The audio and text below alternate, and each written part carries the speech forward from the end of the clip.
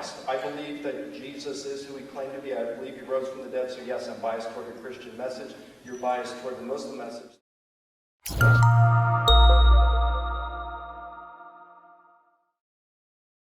So, Mike, I don't want to put you on the spot or anything. I just want to get your ideas because you're a scholar.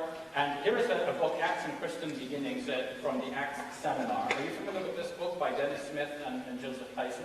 I am not. Okay. Then I would recommend that you get a copy and read it. Why? Because you rely on the age-old convention that Luke was a companion of Paul and that he wrote probably around 85, even as I put up there on the screen. Which is the view of the majority of scholars. Yes.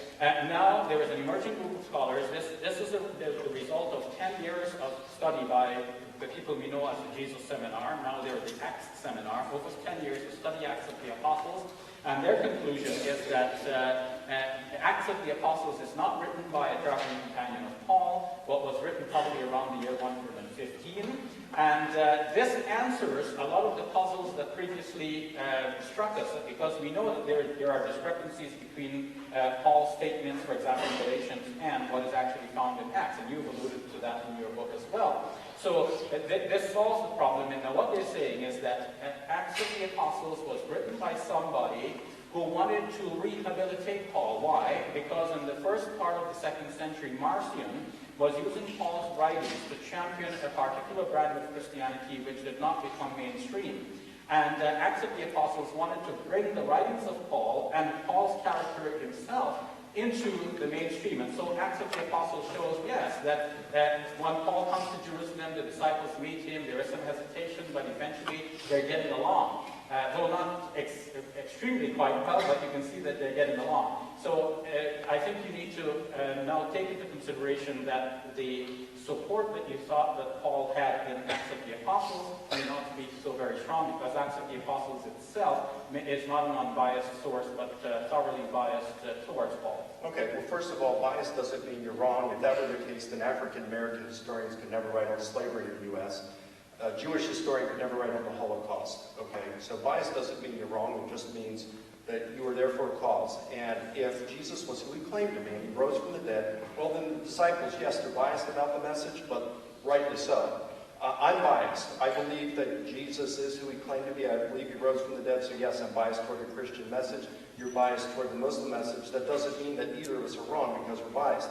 In terms of the book there, written by the Jesus Seminar, nobody pays much attention to them anymore. They were very popular in the 90s and the early 2000s, but they are a group of scholars on the radical left. There was about 150 of them that signed up for it in the whole history of the Jesus Seminar. Many of them are dead, so it's less than that now. Many of the Jesus Seminar fellows deny the existence of God. If you want to say that they're unbiased scholars, well, that's a far cry. John Dominic Crossan is an atheist. Stephen Patterson, another prominent fellow, doesn't believe that God exists in any sense like the Muslim, Christian, Abrahamic God. If God exists at all, he's just a force, an impersonal force. And when we die, there's no afterlife. If so, it's more like we're absorbed into the universe.